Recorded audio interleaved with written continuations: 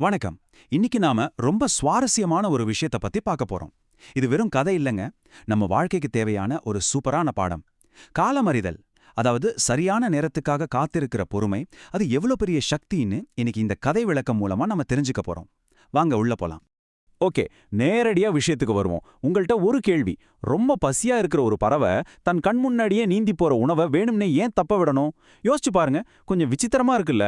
ஒருவேளை அந்த பறவைக்கு என்னவோ ஏதோன்னு கூட தோணலாம். ஆனா அதுக்கு பின்னாடி இருக்கிற ரகசியத்தை தேடி தான் நாம இப்ப பயணிக்க போறோம்.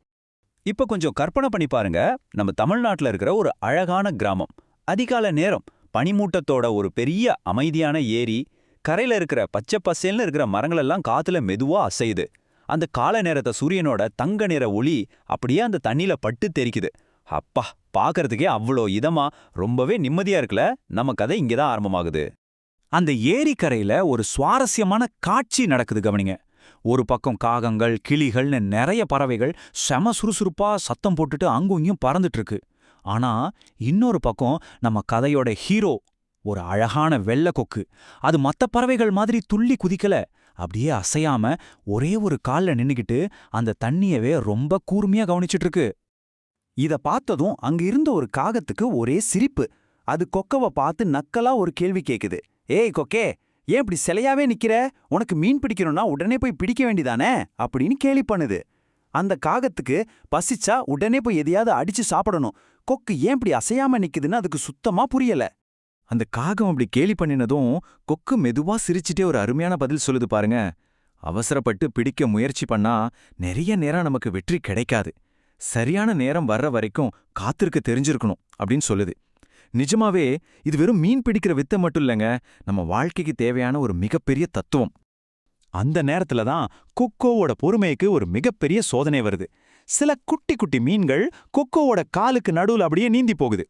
கொக்கோ லேசா தலைய குனிஞ்சா போதும் அந்த மீன்களை ஈஸியா பிடிச்சிடலாம். ஆனா நீங்க நம்புவீங்களா? அந்த கொக்கு கொஞ்சம் கூட அசையவே இல்ல. அந்த குட்டி மீன்களை அது கண்டுக்கவே இல்ல. அப்படியே கல்லு மாதிரி நிக்குது. இத மரத்து மேல இருந்து பார்த்துட்டு இருந்த மத்த பறவைகளுக்கெல்லாம் செம அதிர்ச்சி. பாரு, இவ்ளோ நேரம் காத்துக்கிட்டு இருந்துட்டு கைக்கு வந்த மீனை கூட அசட்டுத்தனமா விட்டுருச்சே, என்ன ஒரு முட்டாள் அப்படின்னு தங்களுக்குள்ள கிசுகிசுக்க ஆரம்பிச்சிருச்சுங்க.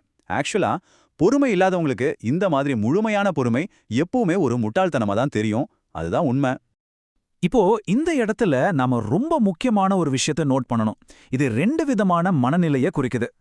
அவசரப்படுற பறவைகள் கிடைக்கிற சின்ன சின்ன மீன்களுக்காகலாம் அங்கும் இங்கும் ஓடி தங்களோட சக்தியை வீணாக்கிக்குதுங்க. ஆனா கொக்கோட ஸ்டைலே வேற. அது தன்னோட முழு சக்தியும் சேமிச்சு வச்சுக்கிட்டு தனக்கான அந்த சரியான மிகப்பெரிய வாய்ப்புக்காக மட்டும்தான் காத்துக்கிட்டு இருக்கு. நேரம் அப்படியே ஓடிட்டே இருக்கு. காலையில காகங்களால கேலி பண்ணப்பட்டுச்சு. சுட்டெரிக்கிற மதிய நேரத்துல தனக்கு கீழே நீந்தின குட்டி மீன்களை எல்லாம் வேணான்னு விட்டுடுச்சு. இப்போ சாயங்காலம் ஆகிடுச்சு. சூரியன் மெதுவா மறையத் தொடங்குது. ஏரி முழுக்க அந்த தங்க நிற ஒளி படருது. ஆனாலும் அந்த கொக்கு இன்னும் ஒரு இன்ச் கூட அசையாம அப்படியே முழு கவனத்தோட நிக்குது. கொஞ்சம் பரபரப்பா இருக்குல்ல? இப்போ நம்ம எல்லாரும் மனசுலயும் ஓடுற ஒரே கேள்வி இதுதான். கொக்கோவோட இந்த அதீத பொறுமைக்கு உண்மையிலே பலன் கிடைக்குமா? இல்ல இத்தனை மணி நேரம் காத்திருப்பு சும்மா வீணாயிடுமா? கடைசியில என்னதான் நடக்க போகுது? வாங்க பாத்துடலாம். இதோ அந்த ஆழமான தண்ணிக்கு அடியிலிருந்து ஒரு பெரிய பளபளப்பான செம்ம சைஸ் மீன் ஒன்னு மெதுவா கொக்க நோக்கி நீந்தி வருது. இத்தனை மணி நேர காத்திருப்பு, மத்தவங்களோட கேலி பேச்சு, பசி, இது எல்லாத்துக்கும் சேர்த்து அந்த பெரிய வாய்ப்பு இப்போ கொக்குக்கு ரொம்ப பக்கத்துல வந்துடுச்சு. அந்த பெரிய மீன் கொக்கோவோட காலுக்கு பக்கத்துல வந்த அந்த சரியான தருணம்.